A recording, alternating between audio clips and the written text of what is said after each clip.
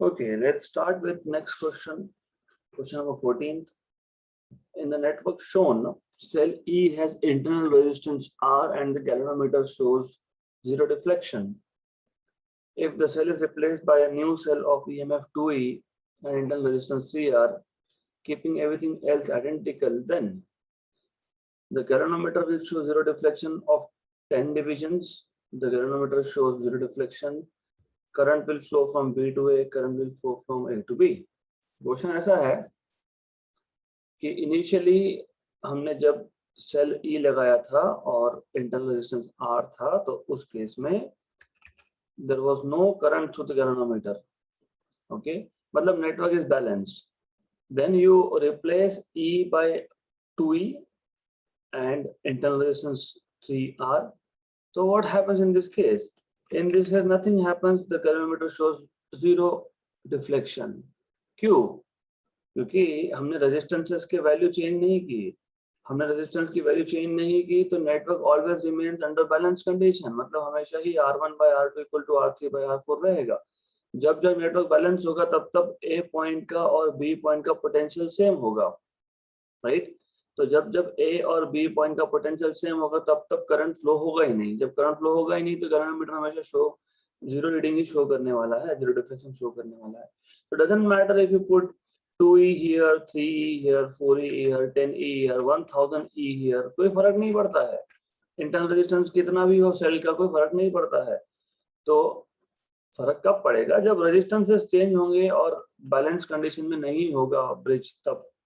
So you need to remember this, that जब तक resistances के वैल्यू चेंज नहीं होते तब तक ब्रिज बैलेंस रहेगा. जब तक ब्रिज बैलेंस होगा तब तक potential at A and at B will be same, and if potential at A and B will be same, then there is no potential difference and current cannot flow, so the galvanometer shows zero deflection. So simple question tha. Okay, next question. In the following network, current through 15 ohm resistance is. If you remember, हमने last session में भी ऐसा एक question solve किया था. तो I told you कि सबसे पहले you have to verify, you have to check if the bridge is in balanced condition. तो first of all you need to check R1 by R2 कितना आता है. 15 by 3 मतलब 5. R3 by R4 कितना आता है? 20 by 4 मतलब 5. Therefore R1 by R2 equal to R3 by R4, and therefore the network is balanced.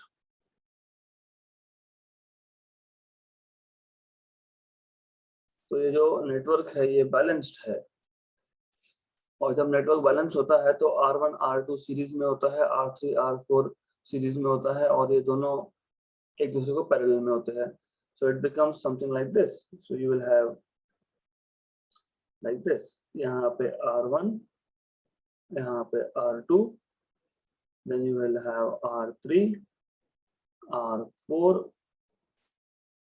more or less like this. So you will have A point with R1 here, R2 here, और ये 15 ओम का resistance है, ये 3 ओम का resistance है. You have R3, R4, R3 is 20 ohm and R4 is 4 ohm. Total current I is 2.1 ampere. 2.1 में से I1 यहाँ पे गया और I2 यहाँ पे गया. So you can write down the same solution which you did in the last session. I equal to I1 plus I2. Okay, तो ऊपर का जो ये दो रेजिस्टेंसेस है, they are in series. So obviously you can say since R1 and R2 are in series, equation number 1, यहाँ से पहले मैं I2 लिख देता हूँ, I minus I1 आ जाएगा. Okay, I will call this as equation number 1. Then you can say R1 and R2 are in series. Therefore इन दोनों का जो इक्विवेलेंट होगा RS मान लेते हैं इसको, that is 18 ohm, right? Good. And then R3 and R4 भी series में है, तो नीचे R3 R4 का भी जो इक्विवेलेंट होगा उसको RS डैश बोलता हूँ, दैट इज 24 ओम, 20 प्लस 4 ओम 24 ओम।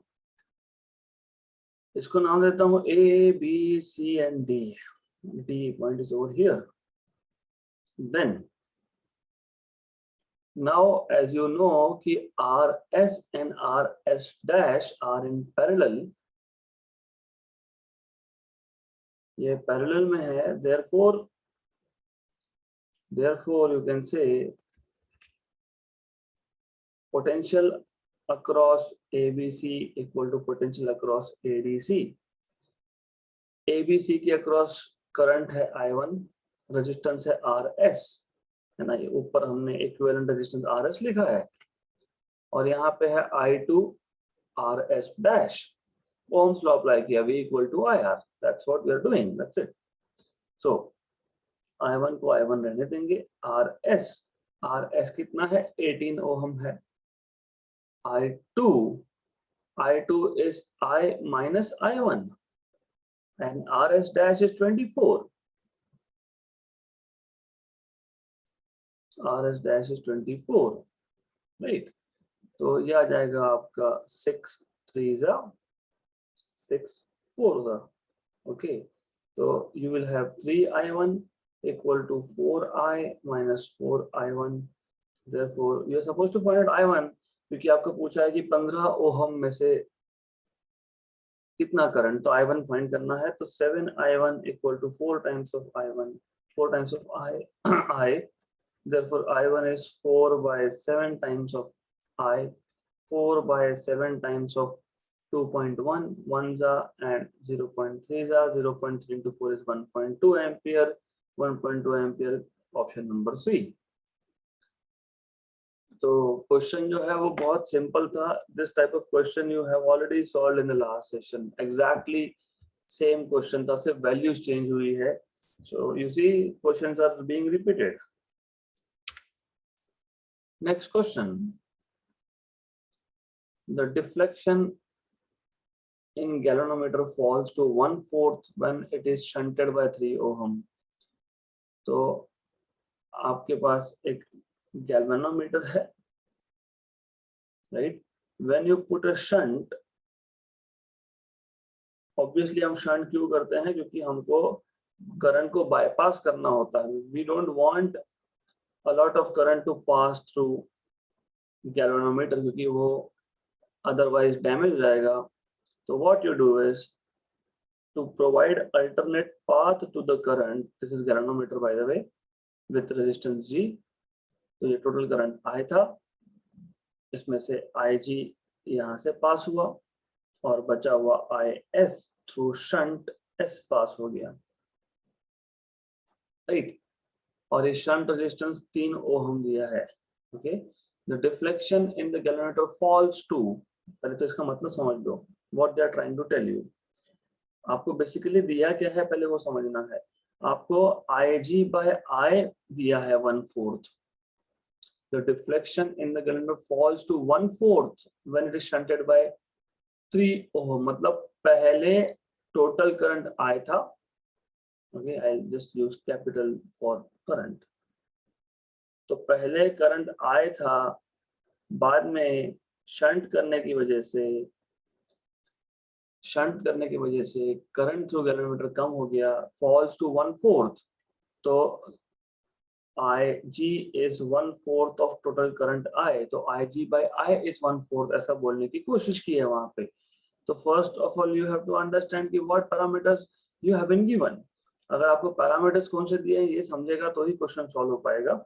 दूसरा, as soon as you understand कि IG by I is 1/4 ऐसा बोला है, राइट, मैं वापस बता रहा हूँ, deflection in the galvanometer falls to, imagine कि पहले आपके पास ये था ही नहीं, यहाँ पे सिर्फ गैल्वेनोमीटर था, तो when you had only galvanometer तो टोटल करंट कितना पास होगा, I पास होगा, so only I was passing through, correct. तो देन हमने एक शंट पैरेलल रजिस्टर लगा दिया है, तो पैरेलल रजिस्टर की वजह से क्या हुआ कि IG passes through galvanometer and IS passes through alternate path. The deflection in galvanometer falls to 1/4. मतलब पहले टोटल करंट I था, अब शंट लगाने के बाद I/4 हो गया, तो current through galvanometer IG becomes I/4, इसलिए मैंने लिखा है IG/I equal to 1/4. तो ये आपको पता होना चाहिए कि how you are writing this.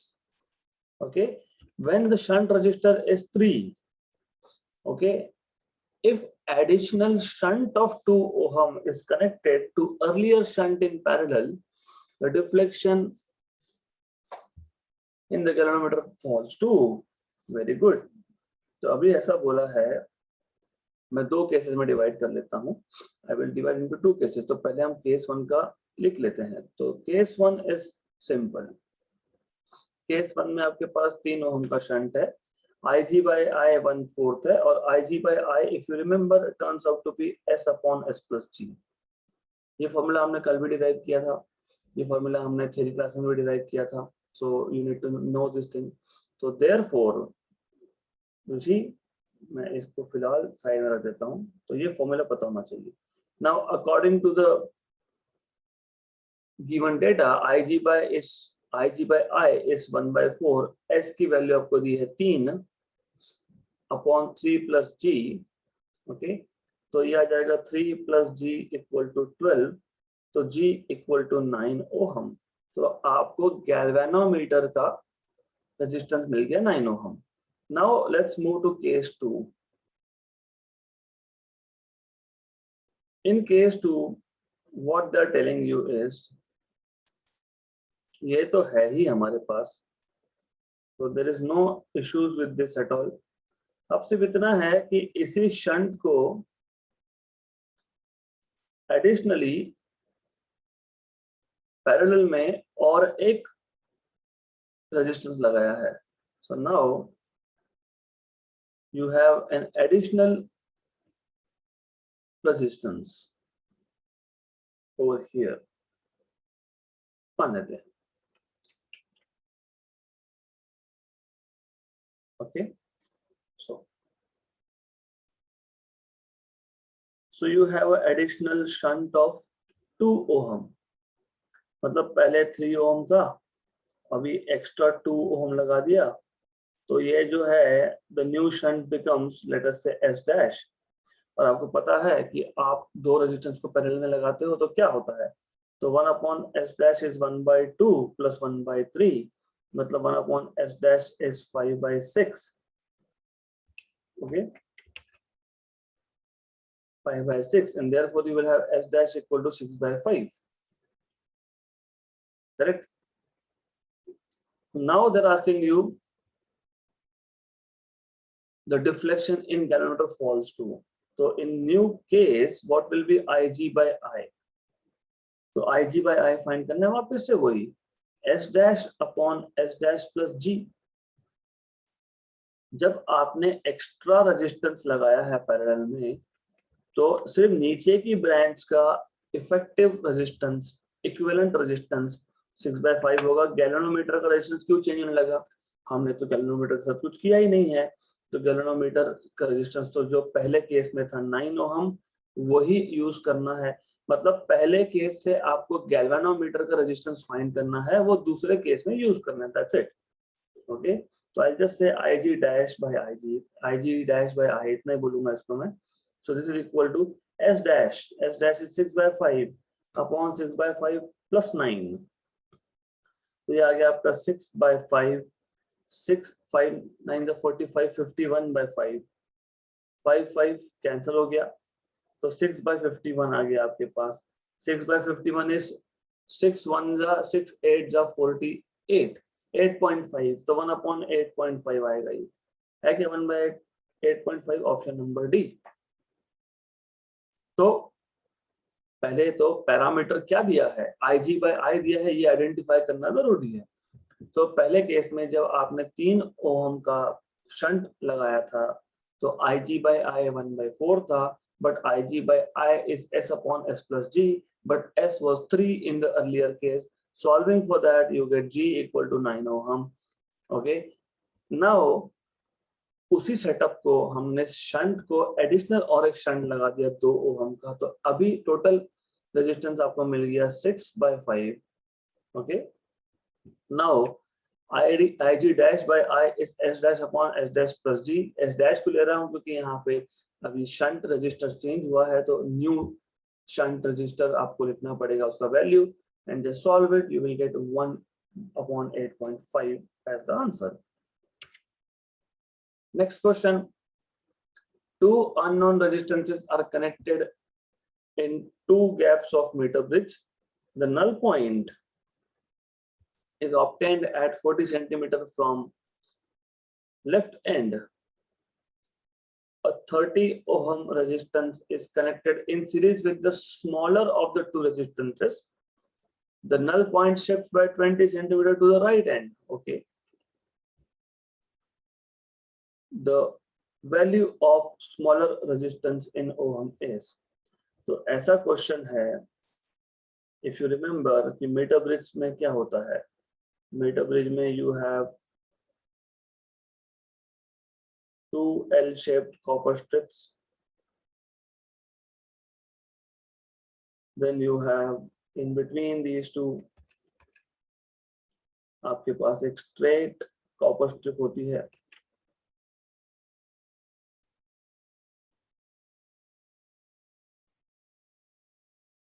Right.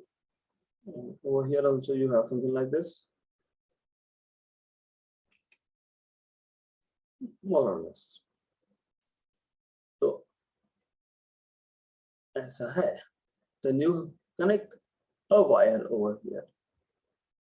So you have a wire connected over here. AC बोलते हैं इसको हम लोग. So let's call this as A point and this as C point.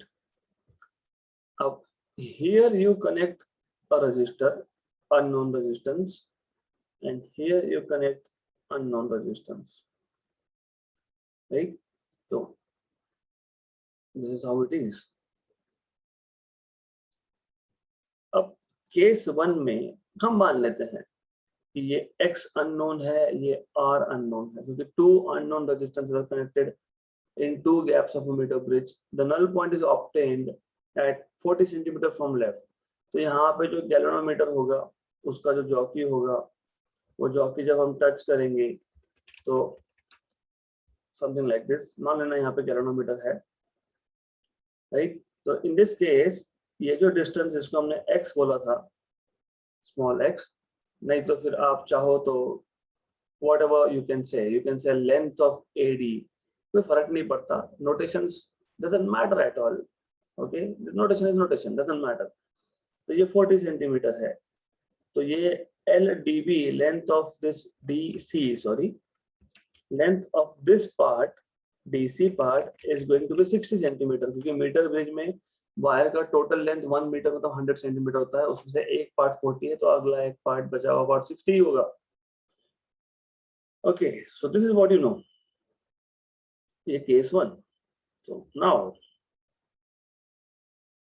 What else do you know is, आपको याद होगा, आप लिखते हो ये रेजिस्टेंस होता है R1, ये होता है R2, इस वायर के टुकड़े का होता है R3, and for this piece of wire is R4. तो you write down balancing condition, क्योंकि नल पॉइंट मतलब जब गैल्वेनोमीटर G जब डिफ्लेक्शन नहीं दिखाएगा तो बैलेंस है, मतलब R1/R2 equal to R3/R4. But R3 आप लिखते हो sigma, sigma was resistance per unit length, 1 metre में कितना resistance into length of that wire, that so this gives you resistance. In short, resistance per unit length multiplied by length is resistance of that particular piece of wire, okay, upon sigma L DC. तो sigma sigma cancel हो जाएगा, तो ये आएगा आपके पास 40/60 मतलब 2/3.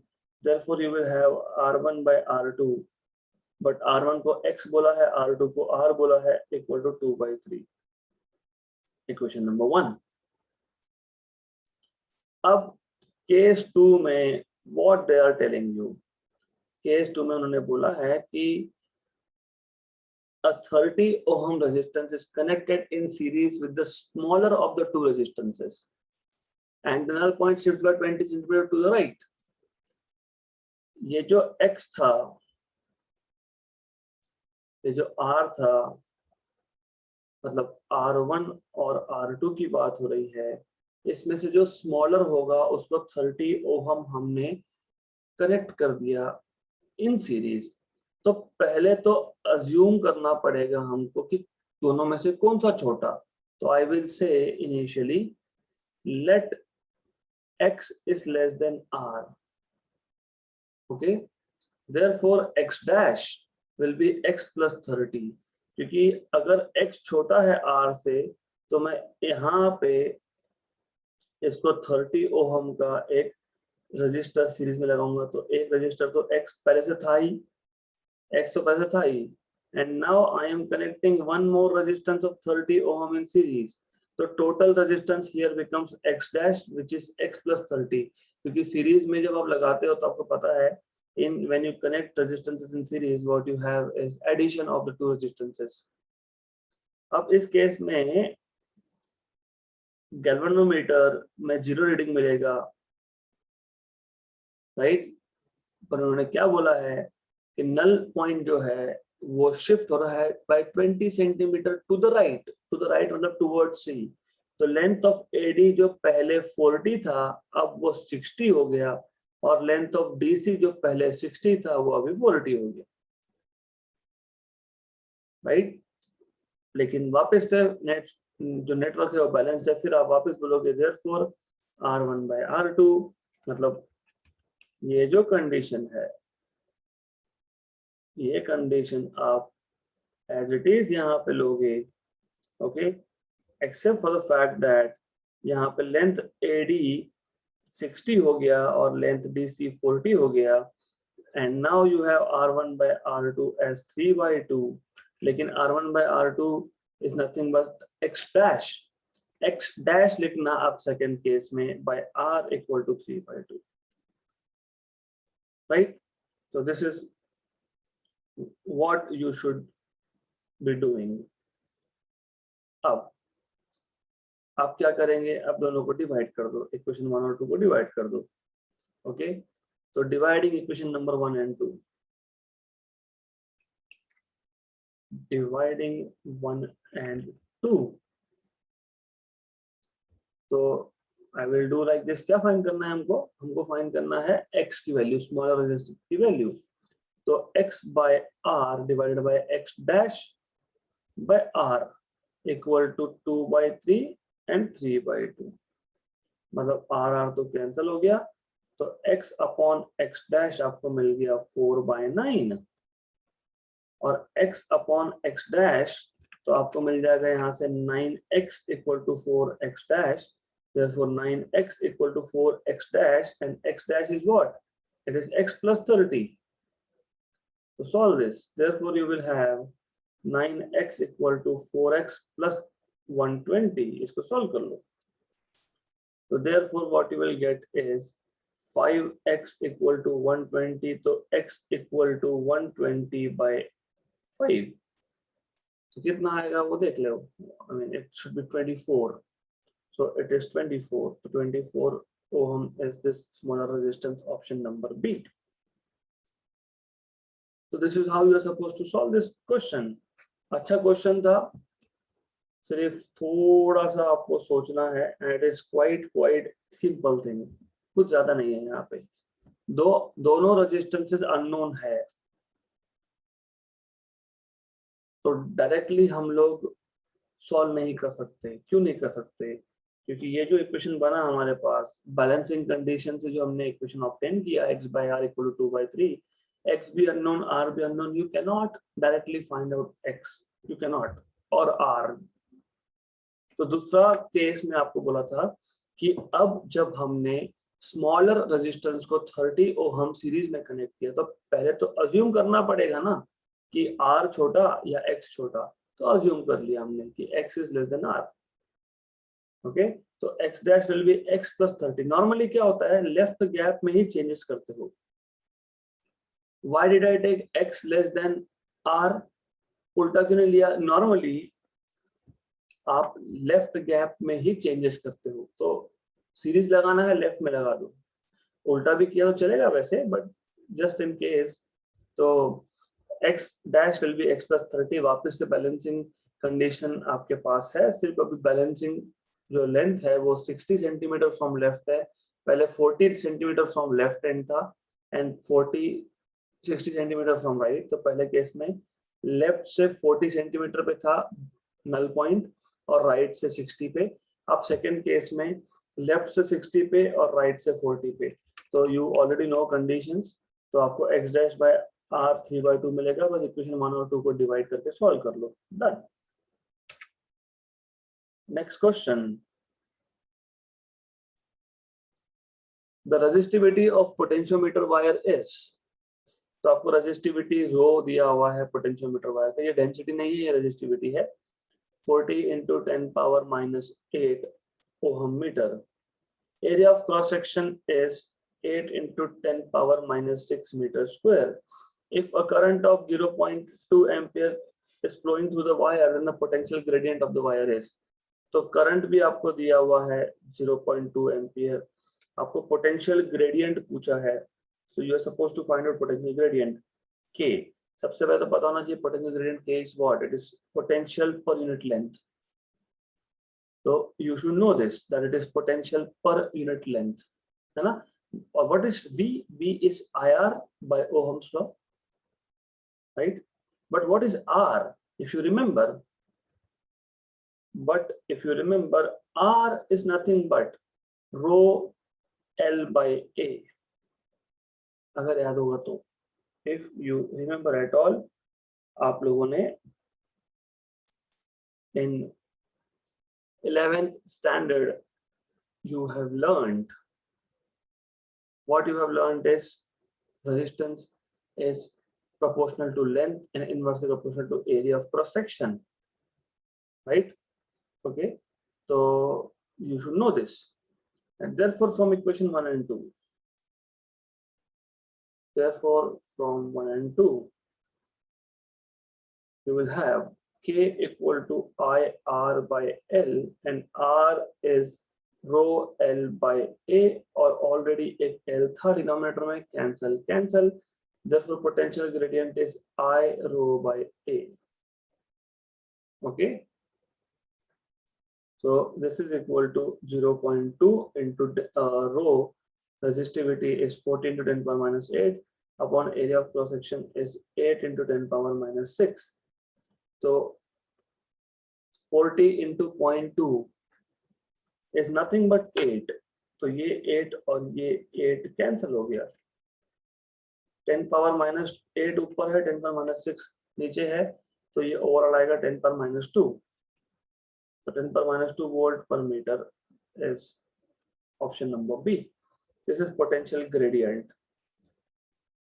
So questions, as you can see, they are pretty simple questions है, provided कि आपको basics पता है. If you don't know basics, then it is going to be little difficult for you.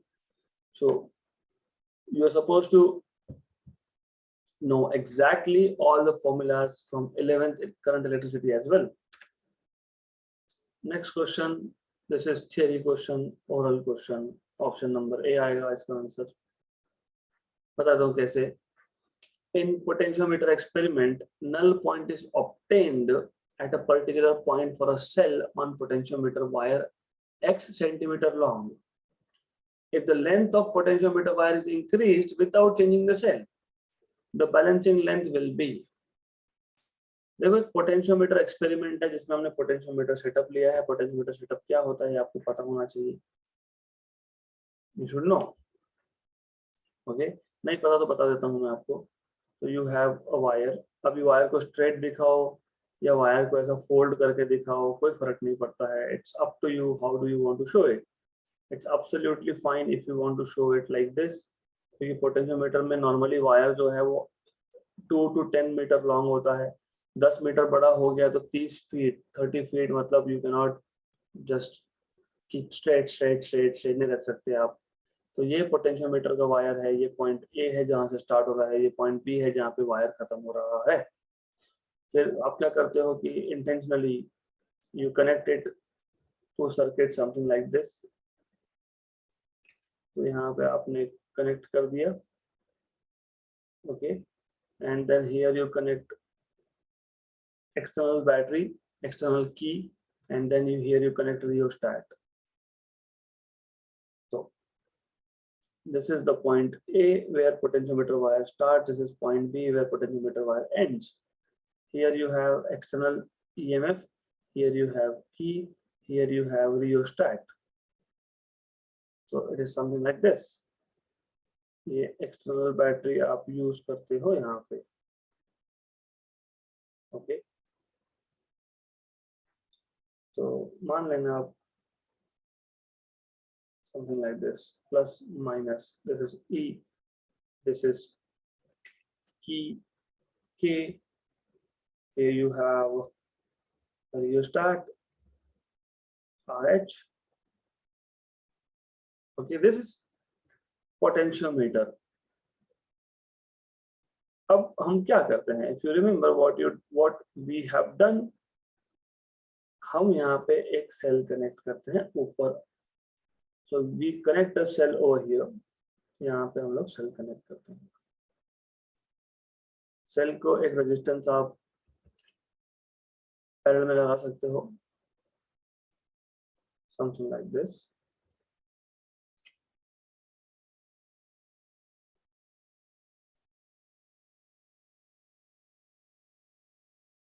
okay. So you have a cell, you have internal resistance of the cell, you have external resistance here, you have a key K1 here, you have a galvanometer here. तो ये बताना चाहिए, ये cell है आपके पास E1, ये आपके पास cell का इंटरनल रेजिस्टेंस R है, here you have external resistance capital R, here you have key K1, and then you touch the jockey of the galvanometer at different points and find out null point P. तो ये इसका length हम लेते हैं L, okay, right, इतना पता होना चाहिए। अब उन्होंने बोला है कि ये जो सेल है E1, इसको चेंज नहीं किया, हमने सिर्फ पोटेंशियोमीटर वायर का लेंथ चेंज किया। तो अगर पहले पोटेंशियोमीटर वायर 3 मीटर था, अभी 5 कर दिया, 6 कर दिया, 7 कर दिया, व्हाटएवर इट इज, तो we have just change the length of potentiometer wire, okay. Then balancing length, ये जो एपी लेंथ है, इसमें क्या चेंज होगा, ये इंक्रीज होगा या डिक्रीज होगा कि क्या होगा। तो आपको सिर्फ इतना पता होना चाहिए दैट बैलेंसिंग लेंथ जो होता है, okay, balancing length is proportional to length of potentiometer wire. So balancing length मतलब L is proportional to length of potentiometer wire. जितना ज्यादा पोटेंशियोमीटर वायर का लेंथ, उतना ज्यादा balancing length for the same cell, right. तो जब आप potentiometer wire का लेंथ इंक्रीज करोगे तो बैलेंसिंग लेंथ इंक्रीज होगा। ऑप्शन नंबर ए खत्म, ओके। तो थियरी बताना जरूरी है, डायग्राम की भी जरूरत नहीं थी, but I just told you just to remind, just to go back and look at the theory part again. Question number 20, in balanced meter bridge, the resistance of bridge wire is 0.1 ohm per centimeter. You have to look exactly units. सिर्फ ohm बोला होता तो पूरे wire का resistance 0.1 ले सकते थे। अगर हमको सिर्फ ऐसा बोला होता, in balanced meter bridge, the resistance of bridge wire is 0.1 ohm. What does that mean? इसका मतलब पूरे के पूरे वायर का, इस पूरे वायर का रेजिस्टेंस 0.1 ओहम, लेकिन उन्होंने क्या बोला है, ओहम पर सेंटीमीटर बोला है। मतलब they are telling you sigma resistance per unit length, 0.1 ohm per centimetre, मतलब 0.1 ओहम सेंटीमीटर को मीटर में कन्वर्ट कर लो, 10 पावर -2 मीटर, ये ऊपर जाएगा तो 0.1 मतलब 10 पावर -1 और 10 पावर -2 ऊपर जाके 10 पावर +2 ओहम पर मीटर। तो 10 ohm per metre is sigma. Unknown resistance X is connected in the left gap and 6 ohm in the right gap. Null points divide the wire in the ratio 2:3. Find the current drawn from the battery of 5 volt having negligible resistance. तो same situation है, ज्यादा difference है नहीं इसमें। So, okay, this has to happen now. Wow. तो ऐसा है, left gap में अब x की जगह पे x ही है, नो अननोन है, सिर्फ राइट गैप में r की जगह पे 6 ओहम है, and they are telling you that the ratio of length, जो बैलेंसिंग लेंथ का रेशियो है, मतलब LAD अपॉन LDC इज 2/3, मतलब 40/60 ही है basically, doesn't matter, you already know 2/3 is 40/60. Now as you know कि ये जो डायग्राम था ये इनकम्प्लीट डायग्राम था, क्योंकि इस डायग्राम के नीचे आप सोर्स भी दिखाते हो। यू आल्सो शो दैट यहाँ पे हमने एक बैटरी कनेक्ट करके रखा है, एक की है, एक रियोस्टेट है, blah blah blah, so on so forth. So you show it over here that you put a rheostat here, you put a battery here, you put a key here, जो मैंने पहले दिखाया नहीं था, तो मैं अभी बता देता हूँ। You have not resistance, you have a battery over here, जिसका वोल्टेज इन्होंने 5 वोल्ट बोला है, if I am not wrong, 5 volt बोला है, yes. So the battery here is 5 volt. You have a key K over here, you have a rheostat over here, RH. इतना आपको पता होना चाहिए। They are asking you what is the current drawn from this 5 volt battery. Do you remember Wheatstone's network? Do you remember balancing condition of Wheatstone's network? अगर नहीं तो मैं बता देता हूँ।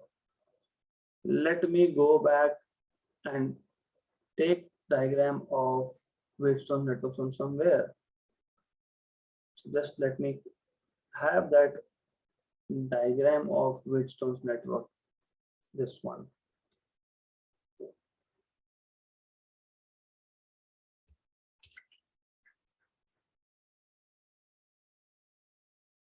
Just a minute.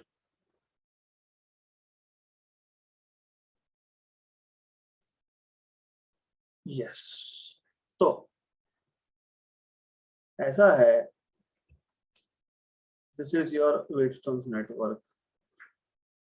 Now if you remember, जब balance condition होता है तब गैल्वेनोमीटर से करंट पास नहीं होता है, मतलब R1 R2 और R3 R4, R1 R2 series में, R3 R4 सीरीज में होते हैं। R1 यहाँ पे X है, R2 यहाँ पे 6 है, मतलब ऊपर की ब्रांच का resistance of branch A B C becomes X plus 6 and resistance of lower branch, okay, अभी लोअर ब्रांच का रेजिस्टेंस हम कैसे निकाल सकते हैं और निकालने की जरूरत है कि नहीं, that is where you have to think about. Okay, so resistance of ADC is what? It is R3 plus R4. But R3 और R4 फाइंड कैसे करेंगे? तो दिस इज वेयर सिग्मा, मतलब resistance per unit length parameter आपको काम में आएगा। कैसे काम में आएगा? सो नाउ ये व्हीटस्टोन्स नेटवर्क जो है इसको हम लोग हटा देते हैं यहाँ से। It is just for your understanding part. मैंने आपको पहले ही बताया था resistance R3 is nothing but resistance of AD, this AD length, है ना? on this resistance is sigma times of length AD. Do you know sigma? Yes, 10 ohm per meter. Do you know length of AD? Yes, it is 40 centimeter. 40 centimetre मतलब कितना metre? 0.4 metre. Okay, मतलब कितना आ गया? ये 4 ओम आ गया. Similarly R4 कैसे निकालोगे? R4 is resistance of D to C, this part. इसको कैसे फाइंड करोगे? इसको फाइंड करोगे आप sigma into LDC. Sigma is 10 and LDC length of DC 60 centimetre, 0.6 metre, मतलब 6 ओम रेजिस्टेंस. मतलब आपको R3 R4 भी मिल गया. Therefore you have R3 equal to, sorry, नीचे की ब्रांच का ADC ब्रांच का R3 प्लस R4, और R3 4 ओम है, R3 4 है और R4 6 है, तो टोटल 10 ओम है. ओके, तो नाउ इतना आपको पता लग गया. तो you have this much information with you. आगे क्या करेंगे अब? Can you find out x? कैसे फाइंड करेंगे x? क्या बोला है question? In a balanced metre bridge, balanced metre bridge, but the bridge is balanced. Bridge is balanced. तो बैलेंस्ड मीटर ब्रिज मतलब क्या होता है? बैलेंस्ड मीटर ब्रिज का मतलब होता है R1 by R2 equal to R3 by R4. R1 is X, R2 is 6, R3 अभी अभी आपने निकाला 4 by 6, तो आपको X इक्वल टू 4 मिल गया. X इक्वल टू 4 मिल गया आपको. Okay, good. तो what does that mean? This means कि ऊपर की जो ब्रांच है ABC, इसका रेजिस्टेंस X प्लस 6 था, तो 4 प्लस 6 था, 10 ओम आ गया. नीचे की जो ब्रांच थी ADC, इसका रेजिस्टेंस भी 10 ओम था. और आपको पता है कि ऊपर की ब्रांच और नीचे की ब्रांच ये पैरेलल में होती है, तो total current drawn will be what? V equal to IR equivalent. आपको पता है, तो I equal to V by R equivalent. V तो आपको दिया है 5 वोल्ट, R इक्विवेलेंट ये 10 ओम ABC ब्रांच का, और ADC ब्रांच का भी 10 ओम. तो इक्विवेलेंट रेजिस्टेंस, ये दोनों पैरेलल में है, तो पता होना चाहिए 1/10 प्लस 1/10, मतलब आपको 1/R इक्विवेलेंट मिल जाएगा. 2/10 दैट इज 1/5. 5 ओम आपको मिल गया. R इक्विवेलेंट 5 ओम मिल गया. Therefore current I is V by R EQ, और V आपको दिया हुआ है 5 वोल्ट और R EQ भी है 5, तो 1 एम्पियर टोटल करंट ड्रॉन. देखो 1 एम्पियर आंसर में है क्या? ऑप्शन में है क्या? Option number 1. तो क्वेश्चन वाज रियली गुड. तो बेसिकली आपको करना क्या है? आपको करना यही है. फर्स्ट थिंग, आपको ये बैलेंस्ड मीटर ब्रिज दिया है, आपको रेजिस्टेंस पर यूनिट लेंथ दिया है, आपको लेफ्ट गैप में X रेजिस्टेंस दिया है, राइट में 6 दिया है, नीचे जो आपको बैलेंसिंग लेंथ मिला है, नल पॉइंट मिला है, वो वायर को 2:3 रेशियो में डिवाइड कर रहा है, मतलब 40 सेंटीमीटर एंड 60 सेंटीमीटर. करेक्ट. तो वो अगर आपको समझा है तो उससे आप R3 और R4 निकाल सकते हो. 4 and 6 मतलब total resistance of the lower branch हो गया 4 + 6 10. फिर आपको पता है कि balancing condition R1 by R2 equal to R3 by R4 होता है, तो जो अननोन रेजिस्टेंस है X वो भी मिल गया 4 ओम. लेफ्ट गैप में 4 ओम, राइट गैप में 6 ओम. बैलेंस्ड नेटवर्क है. बैलेंस्ड नेटवर्क में क्या होता है कि ये R1 और ये R2 सीरीज में होते हैं, राइट. तो 4 + 6 10, तो ऊपर भी 10 नीचे भी 10, तो इक्विवेलेंट हो गया 5 ओम का रेजिस्टेंस. तो टोटल रेजिस्टेंस इस पूरे नेटवर्क का रेजिस्टेंस कितना? 5 ओम. अंडर बैलेंस कंडीशन 5 ओम. आपको क्या पूछा था? Current drawn. What is the current drawn? हमारे पास जो 5 वोल्ट का बैटरी है, इसमें से करंट कितना निकल रहा है? How much is the current that is drawn? तो V equal to IR, I equal to V by R, V 5 है, R 5 है, 5 by 5 is 1, 5 by 5 is 1, and you have 1 ampere of current that is drawn. So this is how you are supposed to solve this question. So question was very good. It was an excellent question, right? So this is how you are supposed to solve this particular question. ऐसा solve करना है आपको. So that's it for today. We'll stop at this question for today, and tomorrow we'll do more questions.